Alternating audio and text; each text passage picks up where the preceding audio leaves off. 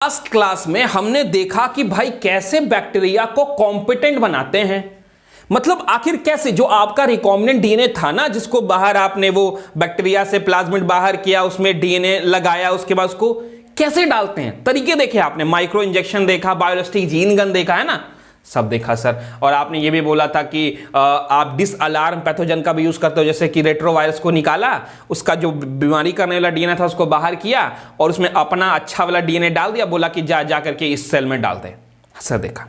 आज का जो लेक्चर है थोड़ा सा लंबा हो सकता है, नो डाउट। इसमें 1 घंटे 10 मिनट 1 घंटा 5 मिनट का हो सकता है, थोड़ा लंबा हो सकता है।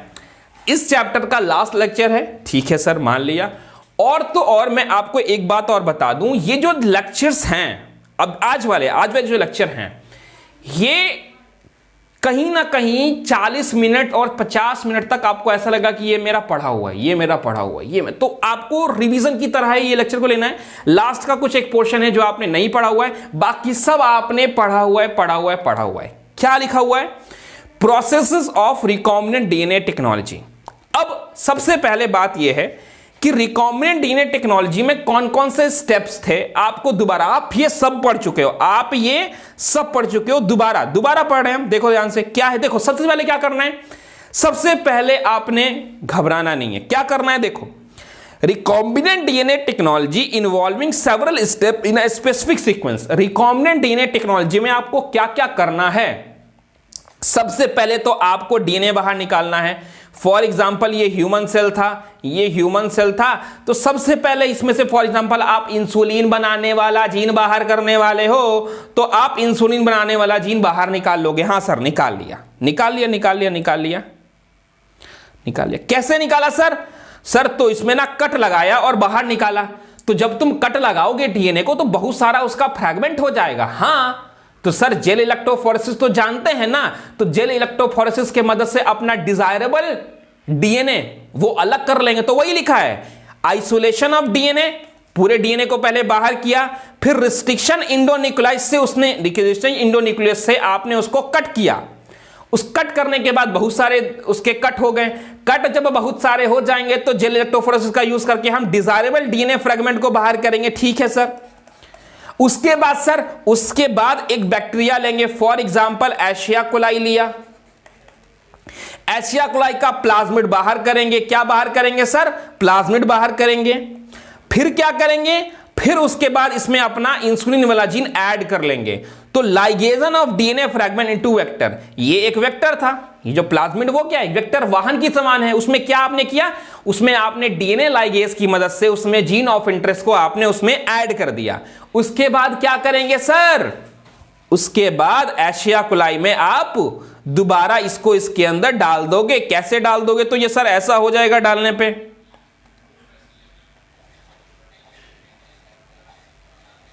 ऐसा हो जाएगा डालने पे। तो लाइगेशन, उसके बाद transfer of recombinant DNA technology into host. आपने होस्ट कौन था? बैक्टीरिया था। आपने बैक्टीरिया के अंदर इंसुलिन बनाने वाला जीन डाल दिया। अब आप क्या चाहोगे? आप चाहोगे कि बैक्टीरिया को अपने लैबोरेटरी में कल्चर करे, उसके नंबर को बढ़ाए ताकि हमको प्रोडक्शन ज्यादा दे। ये समझ आती है? क्योंकि आपने इतना मेहनत क्यों किया? आपने इंसुलिन बनाने वाला जीन निकाला ह्यूमन सेल से, बैक्टीरिया लिया, उसका प्लाज्मिड बाहर निकाला, फिर उसमें आपने उसको ऐड किया, दोबारा बैक्टीरिया में डाला। बैक्टीरिया बनाने डालते हैं, लेक्नेशन पढ़ा था ना, कैसे डालते हैं? कॉम्पोनेंट बनाने डालते हैं। हाँ सर, कॉम्पोनेंट बनाते हैं, कैसे जानते हैं? ठीक है।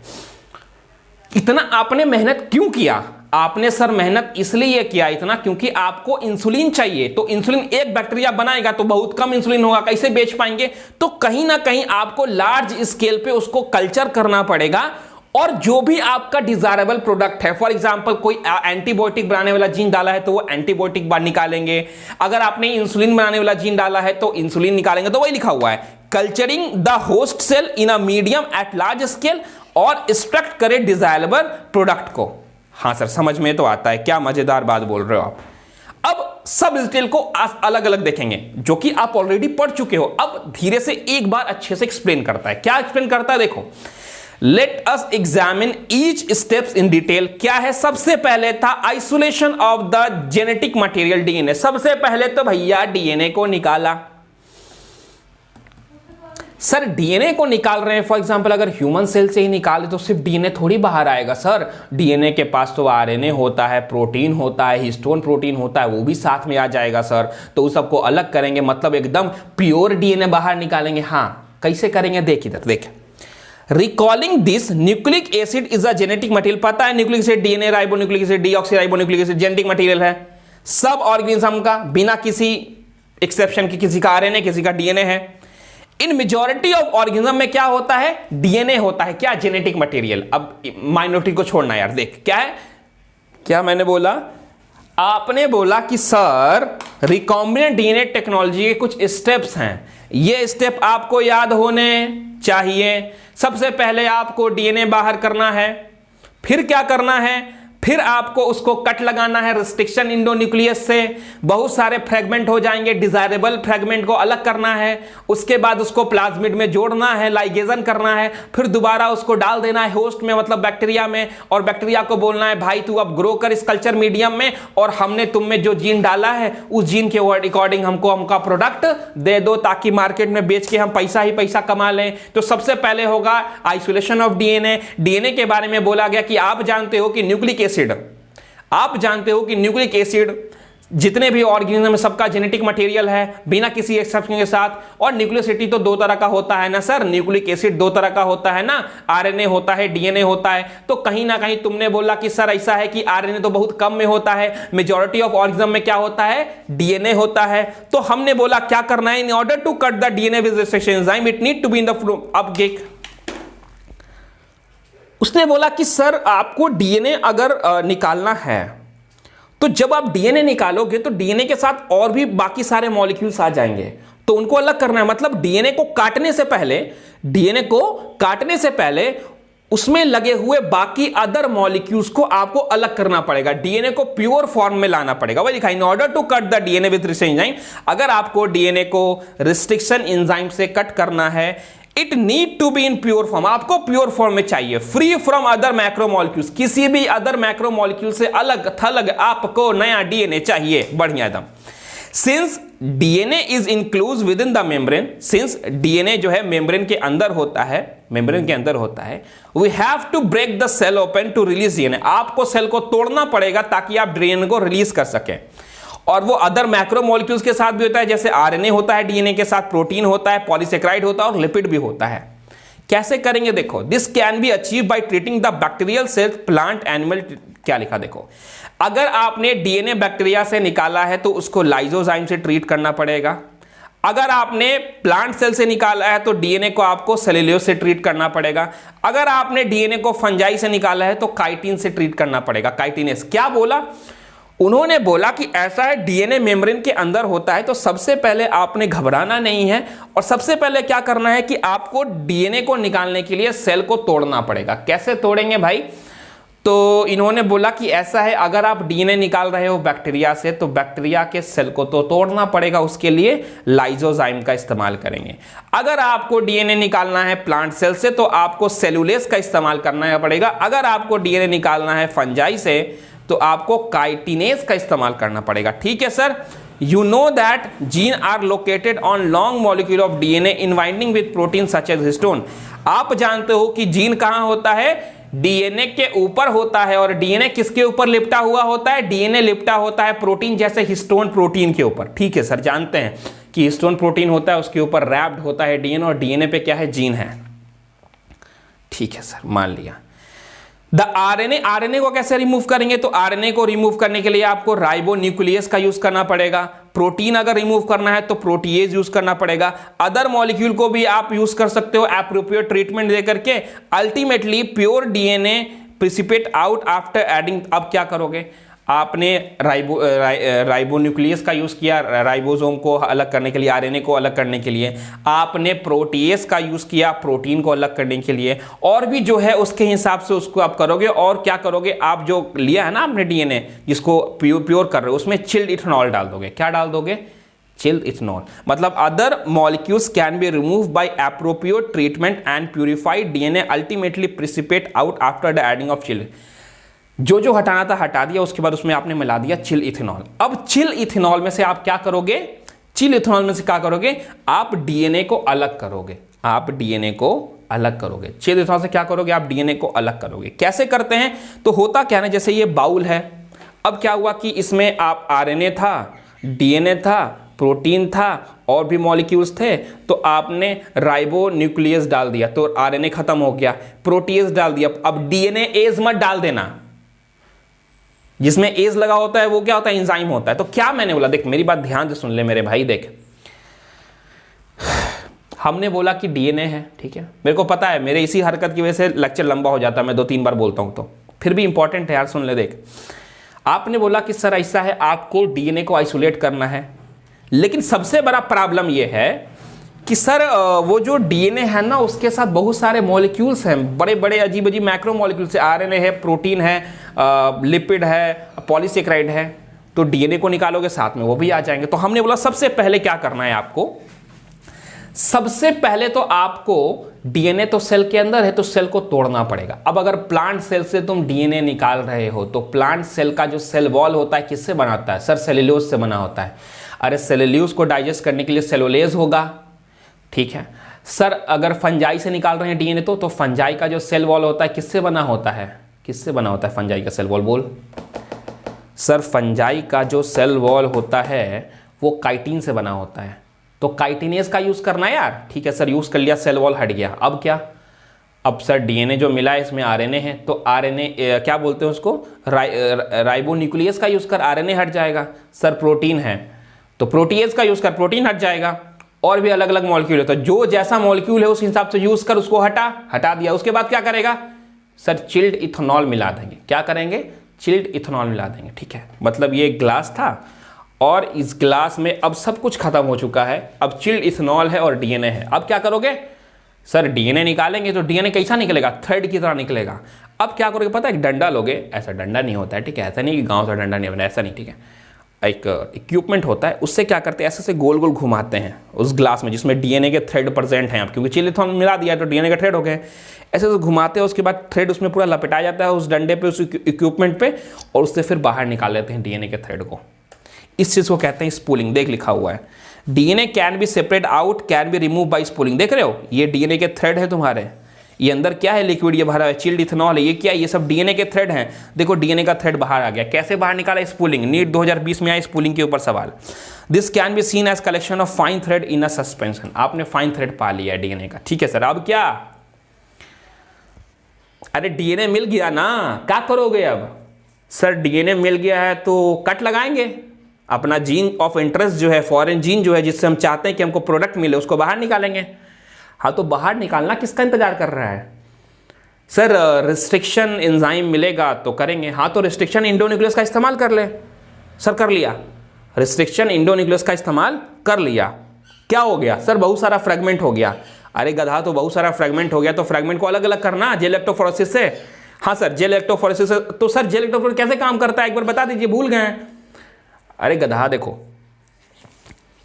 जेल इलेक्ट्रोफोरेसिस कैसे काम करता है? आप कुआं में सारा डीएनए के फ्रेगमेंट को भर देते हो, जिधर कुआं है उधर ही नेगेटिव टर्मिनल हो जाता है और कुएं के अपोजिट पॉजिटिव टर्मिनल हो जाता है, और डीएनए खुद तो नेगेटिवली चार्ज है तो डीएनए नेगेटिव से पॉजिटिव की तरफ मूव कर जाता है, और जो छोटका होता है सर वो बहुत तेजी में मूव करता है, और जो बड़का होता है ना वो धीरे धीरे मूव करता है, तो डीएनए के फ्रेगमेंट अलग अलग हो गए। हाँ सर याद आ गया, क्या लिखा देख, cutting of DNA at a specific location, restriction enzyme digestion are performed by incubation purified DNA molecule with the restriction enzyme at the optimum condition। क्या लिखा?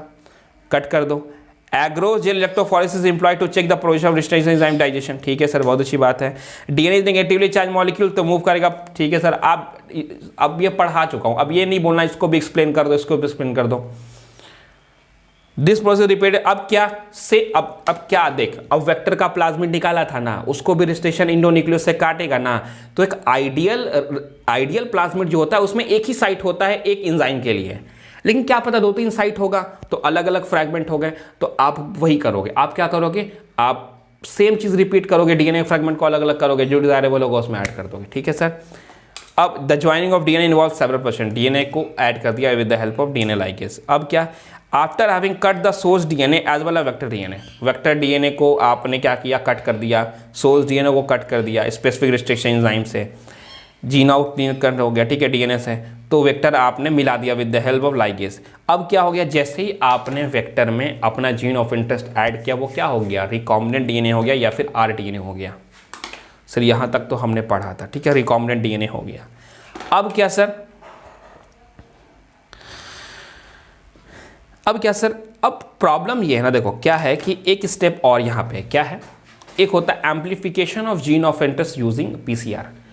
फॉर एग्जाम्पल आपने डीएनए बाहर निकाला है, सर निकाल लिया डीएनए बाहर, उसमें से डीएनए को अच्छे डाइजेस्ट वाइजेस्ट करके आपने बेसिकली इंसुलिन बनाने वाला जीन निकाल लिया, इंसुलिन बनाने वाला जीन आपने निकाल लिया, ठीक है सर, इंसुलिन बनाने वाला जीन हमने निकाल लिया, कोई प्रॉब्लम नहीं है। तो जो इंसुलिन बनाने वाला जीन निकाला वो तो आपके पास एक है, अब आप चाहते हो कि ढेर सारा हो जाए इंसुलिन बनाने वाला जीन, क्योंकि हमको बार बार वो मेहनत नहीं ना करना पड़े। बार बार कौन मेहनत करेगा कि डीएनए को डाइजेस्ट कराएगा, फिर उसमें से डीएनए को नहीं, डीएनए के बाकी कॉम्पोनेंट को डाइजेस्ट कराएगा, डीएनए को निकालेगा, रेस्ट्रिक्शन इंडोन्यूक्लियस का इस्तेमाल करेगा, काटेगा, फिर इलेक्ट्रोफोरेसिस करेगा, फिर उसको कहीं ना कहीं जाके जीन ऑफ इंटरेस्ट मिलेगा। तो हम चाहते हैं कि जीन ऑफ इंटरेस्ट का हम बहुत सारा कॉपी बना के अपने पास रख लें, और ये चीज़ जो है ना बाकी अलग जगह फॉरेंसिक में भी यूज़ करते हैं। फॉर एग्जांपल आप कोई क्राइम सीन है, क्राइम सीन से कोई मान लिया जाए आपको एक डीएनए का थ्रेड मिला, एकदम बहुत कम डीएनए, अब इतना सा डीएनए का थ्रेड मिला है, एकदम थोड़ा सा मिला है, तो फॉरेंसिक में क्या करते हैं, उस डीएनए के थ्रेड की बहुत सारी कॉपी तैयार कर लेते हैं। क्यों, मान लिया एक ठो मिला है, वही भुला जाएगा तो कहाँ से, फिर केस की तो खत्म हो जाएगी या केस से गड़बड़ा जाएगा पूरा। हाँ सर, आपको क्राइम सीन पे बहुत थोड़ा सा डीएनए मिला है, तो उसको एम्प्लीफिकेशन करेंगे, उसकी बहुत सारी कॉपी तैयार करेंगे। कैसे करते हैं सर, तो पीसीआर की मदद से करते हैं, पॉलीमरेज चेन रिएक्शन की मदद से करते हैं। मतलब सर एक डीएनए उसका ढेर सारा कॉपी तैयार हो जाता है। हाँ सर, यही होता है, समझ में आया। तो तब ना डीएनए सैंपल यहाँ भी दे रहे हैं, कोर्ट में दे रहे हैं डीएनए सैंपल, थोड़ा सा थाना में रख रहे हैं, कभी वहाँ दे रहे हैं, कहीं वहाँ दे रहे हैं, है ना। तो थोड़ा सा मिला, अब अपराधी ऐसा तो नहीं करेगा कि 1 किलो डीएनए छोड़ के जाएगा, नहीं, अपराधी तो बहुत, या तो नहीं भी छोड़ता है, कभी कभी बहुत छोड़ता, थोड़ा सा डीएनए छोड़ के गया, उसका एम्प्लीफिकेशन क्या पता वो गुम हो जाए, खराब हो जाए, कुछ दिक्कत हो जाए, तो उसका बहुत सारा कॉपी तैयार करके आपने रख लिया लेबोरेटरी में। एक ठो रहेगा तो दिक्कत ना, ढेर सारा रहेगा तो चांसेस ज़्यादा रहती हैं कि कोई दिक्कत ना हो। कैसे करते हैं सर, तो देखिए मेरी बात ध्यान से, डीएनए होता है सर, हाँ सर मानते हैं ये डीएनए का डबल स्टैंड है सर, कोई दिक्कत नहीं है सर, हमको डीएनए का डबल स्टैंड है। सर आपने बताया था कि ये जो डंडा है ना ये सीढ़ी की तरह है, तो बीच में जो सीढ़ी का डंडा है ना सर वो हाइड्रोजन बॉन्ड है। हाँ सर, हाइड्रोजन बॉन्ड है, बताया था। तो सर हाइड्रोजन बॉन्ड है, तो अगर यहाँ पे हाई टेम्परेचर कर दे, TEMP टेम्परेचर अगर हम हाई कर दे सर, तो हाइड्रोजन बॉन्ड टूट जाएगा। हाँ सर, टूट जाएगा। तो सर हाइड्रोजन बॉन्ड टूट जाएगा तो ये स्टैंड ऐसे अलग और ये ऐसे स्टैंड अलग हो जाएगा सर। हाँ तो हो जाएगा, क्या दिक्कत है। अब क्या सर, हाई टेम्परेचर दिया, ये एक डीएनए था, अब ये दूसरा स्टेप में क्या हुआ, दोनों स्टैंड अलग अलग हो गए। अब क्या सर, अरे भाई अब कुछ नहीं करो, एक होता है प्राइमर। क्या होता है प्राइमर, वो क्या करता है सर, प्राइमर डीएनए का नया स्टैंड बनाता है। कैसे, देखिए कैसा बनाता है। प्राइमर था, इसने इसके सामने एक डीएनए का नया स्टैंड, अरे यार देखो,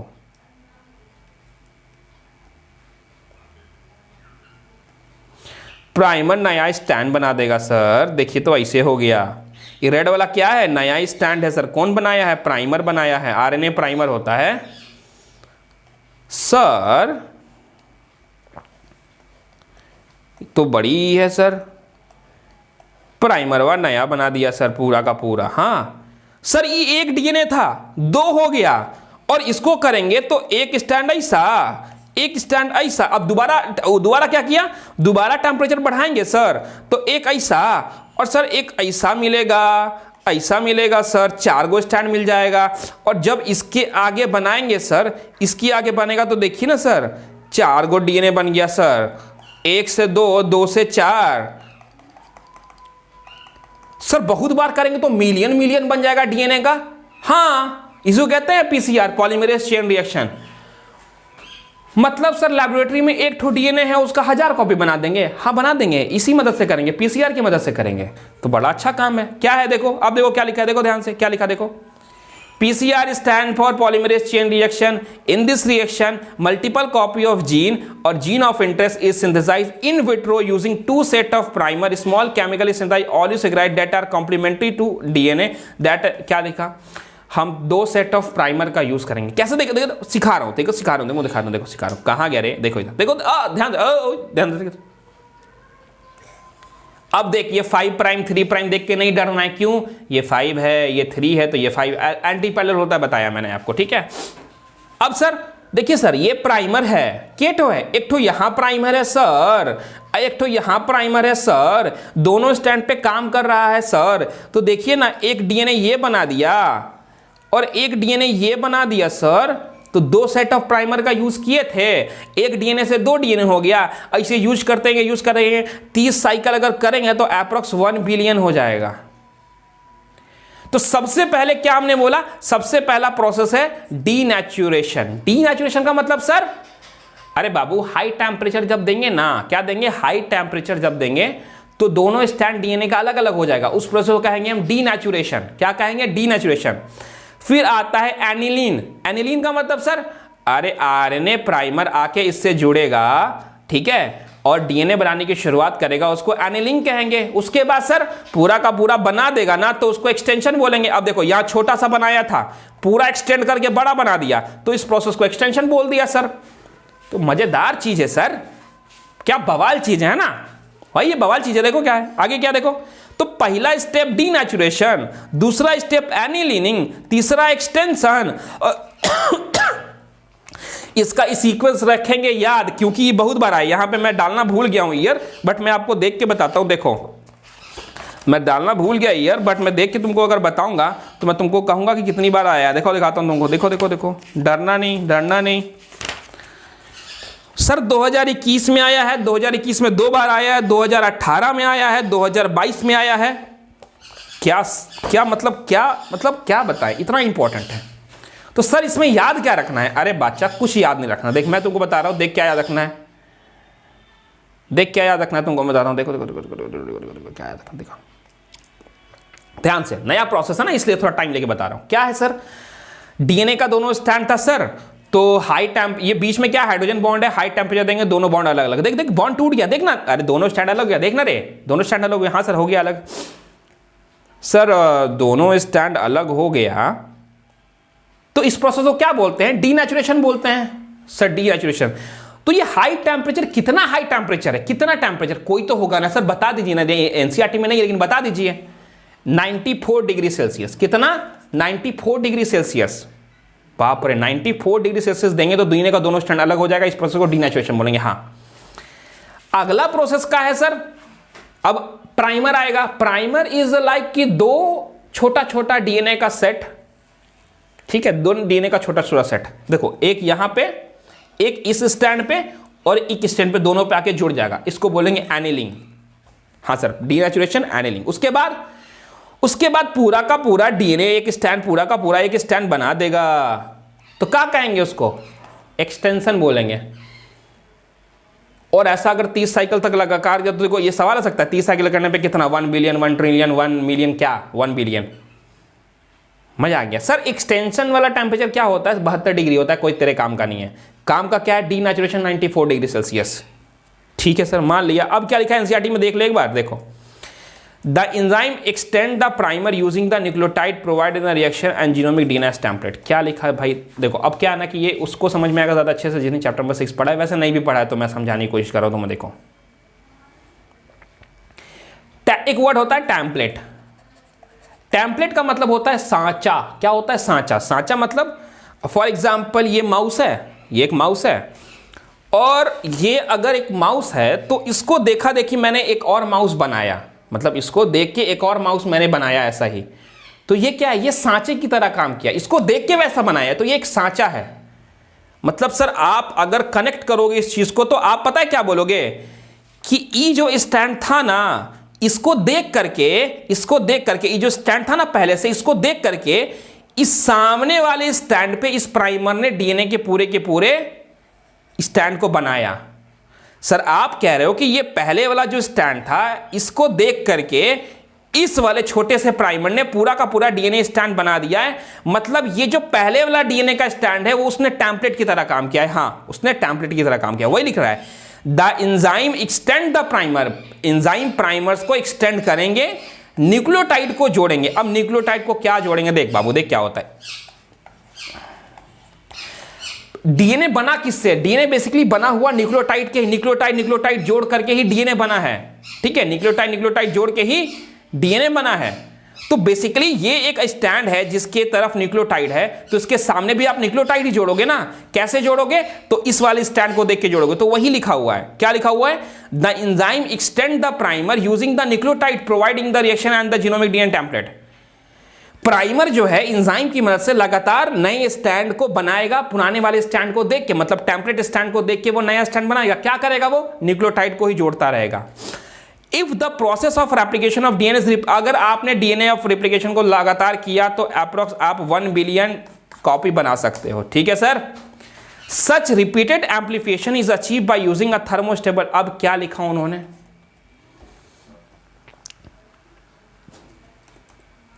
उन्होंने बोला, आपको क्या बोला देखो, उन्होंने बोला कि ये तो प्राइमर है, अब इस प्राइमर को चलाने के लिए जिस एंजाइम की मदद है, मतलब क्या एंजाइम की मदद से ही ना प्राइमर पूरा का पूरा स्टैंड बना रहा है। तो आपने सर बोला था कि एंजाइम जो है, अब पहले बताता था मैं कि एंजाइम जो है ना वो हाई टेम्परेचर पे डीनेचर्ड हो जाता है, मतलब वो काम करना बंद कर देता है। क्या बोला था मैंने, बताओ एक बार रिपीट करो, क्या बोला मैंने। सर आपने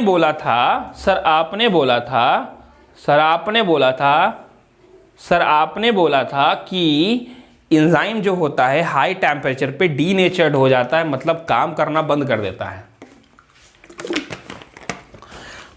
और यहां पे आप बोल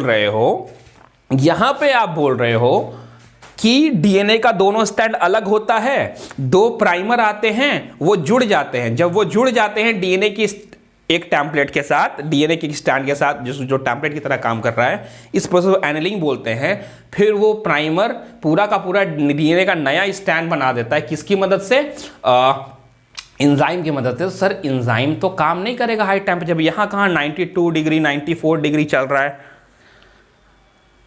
तो यहां पे ना एक एक्सेप्शन है, क्या है, हम जिस एंजाइम का यूज करते हैं वो एक ऐसे बैक्टीरिया से मिलता है जो हाई टेम्परेचर को टॉलरेट कर सकता है। देखो क्या लिखा हुआ है,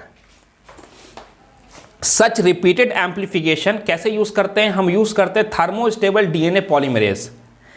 थर्मोस्टेबल हाई टेम्परेचर में जो स्टेबल है, थर्मोस्टेबल बैक्टीरिया थर्मस एक्वेटेक्स है, जो कि रिमेन एक्टिव रहता है हाई टेम्परेचर में भी, inducing denature of double strand DNA. समझ आया सर, बहुत मजा आया।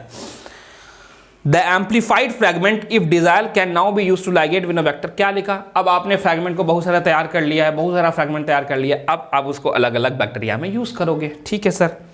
अगला क्या है सर, अब क्या है, अरे यार सर आपने क्या किया कि सेल बैक्टीरिया का प्लाज्मिड निकाला और आपने जीन ऑफ इंटरेस्ट निकाला, आपका मन किया तो जीन ऑफ इंटरेस्ट का बहुत सारा कॉपी तैयार कर लिया, और उसके बाद आप क्या करोगे, जीन ऑफ इंटरेस्ट को प्लाज्मिड में ऐड करोगे।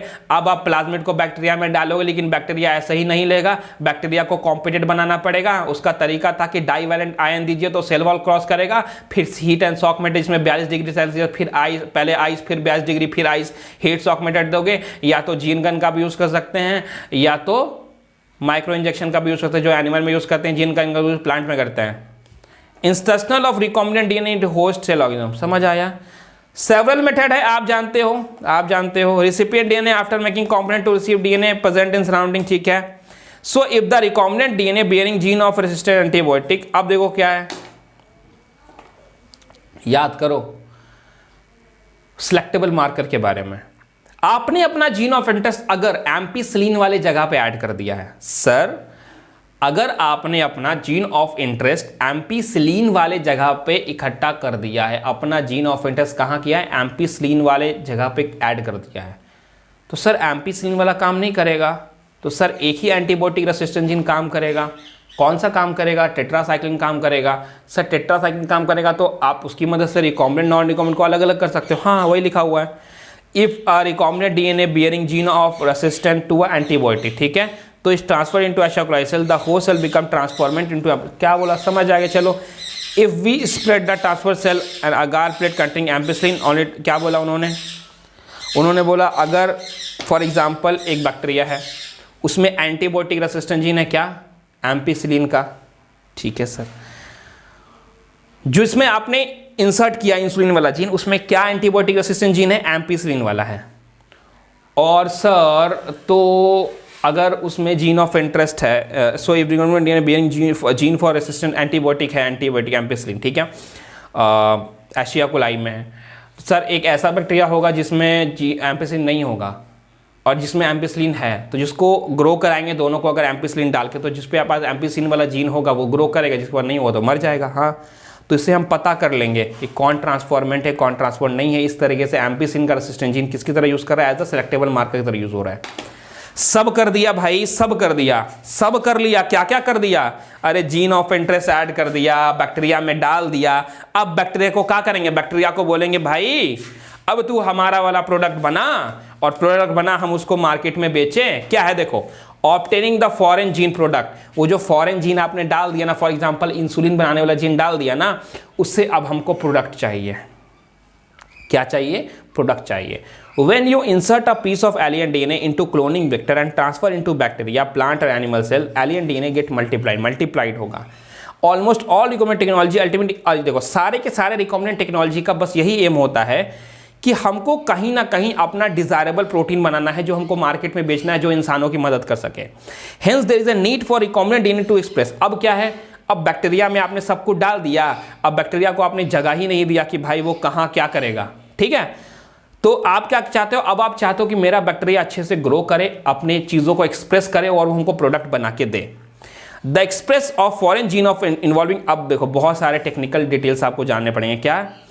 After having clone the gene of interest having optimum condition to induce the expression of target protein once condition. क्या बोला उन्होंने? बोला एक बार जब अपने जीन ऑफ इंटरेस्ट को आपने बैक्टीरिया में डाल दिया, अब आप चाहोगे कि बैक्टीरिया अच्छे से ग्रो करे, ऑप्टिमम टेम्परेचर पे एक्सप्रेशन अच्छा दे और टारगेट प्रोटीन को बनाए।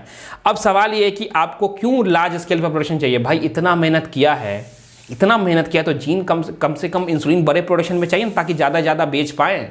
हाँ, और लार्ज स्केल इसलिए भी चाहिए क्योंकि कहीं ना कहीं बैक्टीरिया को छोटे स्केल पे ग्रो करो, क्या पता बैक्टीरिया मर जाए। हाँ sir, if any protein encoding gene express in heterogen. अब देखो क्या बोला उन्होंने बोला कि कोई भी प्रोटीन जो आप रिकॉम्बिनेंट डीएनए टेक्नोलॉजी से बना रहे हैं उसको हम बोलते हैं रिकॉम्बिनेंट प्रोटीन। क्या बोलते हैं? Recombinant protein. The cell harmonic cloning gene of interest may be grown a small. अब उसने बोला कि जो आपने क्लोनिंग जीन्स बनाए हैं, जो आपने बैक्टीरिया बनाया है, जो इंसुलिन वाला जीन वाला बैक्टीरिया बनाया है, ऐसा बैक्टीरिया जिसके पास इंसुलिन वाला जीन है, उसको आप लेबोरेटरी में भी ग्रो कर सकते हो। लेबोरेटरी में आपने छोटा सा आपका लैब है, उसमें आपने क्या क्या, एक बैक्टीरिया था उसमें जीन इंसुलिन बनाने वाला जीन था, आप अपने लैब में ही ग्रो किया और आपने देखा कि हाँ वो इंसुलिन बना रहा है, ठीक है। तो आपने उसमें इंसुलिन को अलग किया और टेक्निक होते हैं, अलग किया इंसुलिन को और आपने टेस्ट के लिए भेजा कि देखो कैसा बना रहा है। तो कल्चर में भी यूज एक्सट्रैक्ट किया डिजायर प्रोडक्ट और प्यूरिफाई किया और अलग किया और हमने बोला कि हाँ देखो ऐसा ऐसा काम हो रहा है। और जब आपको लग गया पता कि हाँ यार मतलब हमने जो बैक्टीरिया बनाया है, जो इंसुलिन वाला जीन दे रहा है, ये कहीं ना कहीं काफ़ी अच्छा मेरा प्रोडक्ट बना रहा है, तो कहीं ना कहीं फिर उसको आप लार्ज, मतलब पहले ट्रायल कर लिया। पहले ही लार्ज स्केल पे बनाने से क्या फ़ायदा है? पहले छोटे से स्केल पे आपने अपने ही लैब में उसको तैयार किया, ठीक है। छोटे से ही लैब में आपने उसको तैयार किया, उसके बाद आपने थोड़ा सा प्रोडक्ट निकाला, उसके बाद बाहर भेजा कि भाई चेक कर लो कैसा बन रहा है, correct. The cell can also be multiply in the continuous. अब देखो आप दूसरा तरीका भी है कि आप क्या करो, कंटिन्यूअस कल्चर सिस्टम में डाल दो। क्या है देखो ध्यान से, ये एक डब्बा है, ये एक नाली है यहाँ से और एक नाली यहाँ से, मतलब नाली नहीं नल, एक नल यहाँ है ए और ये बी। ए है ए, अब एक और नल यहाँ पे सी। ए क्या बोल रहा है? ए बोल रहा है कि लगातार इसमें से आप क्या करो, बैक्टीरिया को ग्रो करना। बैक्टीरिया को खाने पीने को चाहिए ना, इसके अंदर बैक्टीरिया है जिसके पास इंसुलिन बनाने वाला जीन है, तो ए पॉइंट बोल रहा है कि लगातार इसमें से बैक्टीरिया को ग्रो करने वाला चीज प्रोवाइड करो, जिसको खा करके पूरा प्रोडक्शन करेगा, ठीक है। बी पॉइंट वो है जहां से आप अपना प्रोडक्ट इंसुलिन बाहर करोगे, क्योंकि अगर इंसुलिन लगातार बन रहा है उसको बाहर ही निकालोगे तो अंदर इकट्ठा हो जाएगा ना, फिर बैक्टीरिया ग्रो कहां करेगा। और सी वो पॉइंट है कि बैक्टीरिया ने जिस फूड को यूज कर लिया है तो उसको वेस्ट मटेरियल को बाहर करना है। और भी बहुत सारी चीजें होती हैं, ऑक्सीजन डालने का होता है,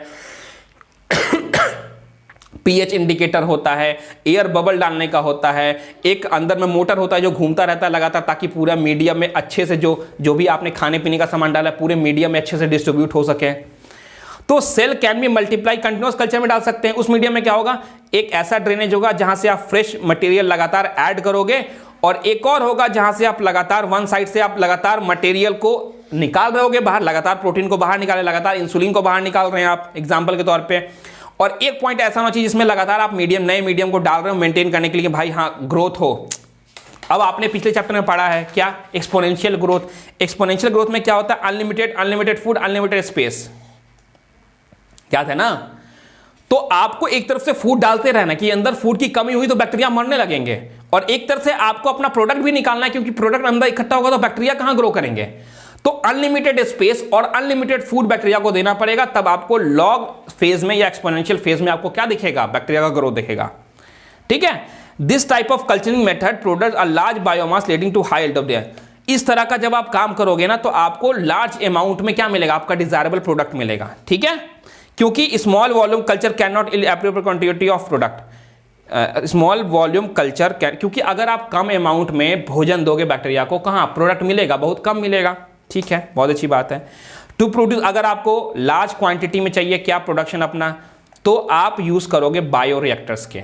क्या यूज करोगे आप, बायोरिएक्टर्स। बायोरिएक्टर्स क्या, बायोरिएक्टर बड़े से ड्राम होते हैं, बड़ा ड्राम होता है। ठीक है, वॉल्यूम 100 से लेके 1000 लीटर का होता है, जहां पे सारी बैक्टीरिया ग्रो कर रही होती है। उसको ग्रो करने के लिए उसका फूड डाल देते हैं। एक तरफ से नल होता है जिससे अपना प्रोडक्ट निकाल रहे होते हैं, एक तरफ नल होता है जहां से लगातार भोजन ऐड कर रहे होते हैं, और लगा होता है ऑक्सीजन लगा होता है, पीएच कंट्रोल मेथड सब कुछ लगा होता है। ठीक है, थस बायोरिएक्टर कैन बी एक ऐसा वेसल जिसमें सारा रॉ मटेरियल डाल रहे हैं आप, और कहीं ना कहीं vessels in which raw material are biologically converted into specific product. Raw material को कहीं ना कहीं बायोलॉजिकली, मतलब बैक्टीरिया की मदद से आप किसी स्पेसिफिक प्रोडक्ट में, for example enzyme, for example protein, for example hormone में आप कन्वर्ट कर रहे हो। करेक्ट, ठीक है सर, बहुत अच्छा।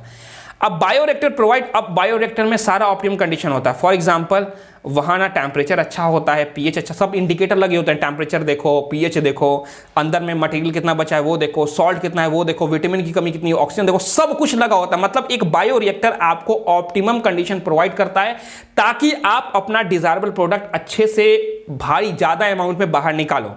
मोस्ट कॉमन बायोरिएक्टर होता है स्ट्रिंग टाइप, ठीक है, जो कि फिगर में दिया हुआ है। दो है, सिंपल स्ट्रिंग टाइप और sparse string type. Simple string type में आप देखोगे तो एसिड बेस पीएच है, कहीं मीडियम एसिडिक ना हो जाए, कहीं बेसिक ना हो जाए, उसको कंट्रोल करने के लिए एक मोटर लगा होता है। फोम अगर अंदर बन रहा है लगातार तो उसको हटाने के लिए होता है। ब्लेड होता है जो कि लगातार मीडियम में पूरे मीडियम में सबको हिला रहा होता है ताकि एकदम क्या हो सके, प्रोडक्ट अच्छे से चारों तरफ मिल सके, जो भोजन मिल गया सारे बैक्टीरिया को मिल सके। कल्चर ब्लॉथ होता है। स्टाइल एयर, वो एयर जिसमें कोई माइक्रोब नहीं। अब फॉर एग्जांपल आपने कोई बैक्टीरिया अंदर ग्रो कर रहे हो, उसमें कोई माइक्रोब्स लग गया और बैक्टीरिया को मार देगा तो सब गूग ओवर हो जाएगा। ठीक है। स्टीम फॉर स्टलाइजेशन, स्टीम भाप डालोगे ताकि अंदर का मीडियम बैक्टीरियल फ्री रहे, माइक्रोब्स फ्री रहे। याद रखो, बायो प्रोसेसिंग इंजीनियरिंग सबसे पहले पढ़ाया मैंने लेक्चर नंबर 1 में। स्पार्स टाइप का क्या काम है, स्पार्स टाइप और इन दोनों का अलग अलग काम है, अलग अलग फैक्ट्री में दोनों का अलग अलग, मतलब जैसा आपका नीड वैसा आप स्ट्रिंग टैंक यूज कर सकते हो। अगर आपका नीड है नॉर्मल तो आप सिंपल स्ट्रिंग टाइप यूज कर सकते हो, अगर आपका नीड है थोड़ा अच्छा एडवांस तो आप स्पार्स स्ट्रिंग टाइप यूज कर सकते हो। ठीक है। String tank reactor is usually cylindrical. String tank reactor कैसे होते हैं, सिलेंड्रिकल होते हैं, बेस उनका कर्व होता है, और उसमें क्या होता है कि वो देखो अब क्या है ना, इसमें देखो मोटर लगा हुआ है, इसमें बेसिकली मोटर लगा हुआ है जो कि इस बात को इंश्योर कर रहा है कि जो भी मीडियम में सामान डाला हुआ सब चारों तरफ अच्छे से फैले। String facilitate mixing, oxygen availability देखता है। पूरे बायोरिएक्टर में आप ऑक्सीजन अच्छा मात्रा में है वो देखेगा, जो आप भोजन डाल रहे हो वो एक जगह इकट्ठा ना हो, सब बैक्टीरिया को बराबर मिले वो देखेगा, प्रोडक्ट आपका अच्छे से निकले वो देखेगा। अल्टरनेटली अगर आपको string facility, alternately air can be bubbled, इस रिएक्टर में बबल में भी डालते हैं। Correct. If you look at the figure आप देखोगे कि बायोरिएक्टर हैव एजिटेशन सिस्टम, मिलाने वाला सिस्टम है पूरा का पूरा, ऑक्सीजन डिलीवर करने वाला सिस्टम है, फोम कंट्रोल सिस्टम भी है, टेम्परेचर कंट्रोल सिस्टम भी है, पीएच कंट्रोल सिस्टम भी है, और सैंपल पोर्ट। अब क्या होता है कि अब आपने प्रोडक्ट बनाया, आपने थोड़ा सा प्रोडक्ट, जैसे चाय बनाते हैं ना तो थोड़ा सा चाय चखते हैं कैसा बना है, चीनी कम है तो फिर चीनी ऐड कर दो, वैसे प्रोडक्ट बाहर निकालेंगे सैंपल के तौर पर। ठीक है। निकालेंगे बाहर स्मॉल अमाउंट में कल्चर से पीरियडिकली, मतलब एक बार आपने बायोरिएक्टर है, सारा माल मटेरियल भर दिया, थोड़ा सा निकाला, चेक यहाँ हो गया, अब चलो बाहर निकाल लो, फिर पूरा सैंपल डाला, ठीक है, फिर थोड़ा सा बाहर चेक करो, हाँ हो गया, चलो बाहर निकालो, ऐसा करते हैं, ठीक है, समझ आया। तो ये पूरा का पूरा आपका क्या था पूरा का पूरा क्या कि भाई आखिर कैसे फॉरेन जीन प्रोडक्ट हम ले पाते हैं। क्या क्या मैंने बोला बताओ? मैंने आपको बोला कि भाई बायोरिएक्टर दो टाइप के होते हैं। कौन कौन से होते हैं भाई बायोरिएक्टर बताओ? एक होता है स्पार्स टाइप, एक होता है स्ट्रिंग टाइप। समझ में आता है कि नहीं है बताओ?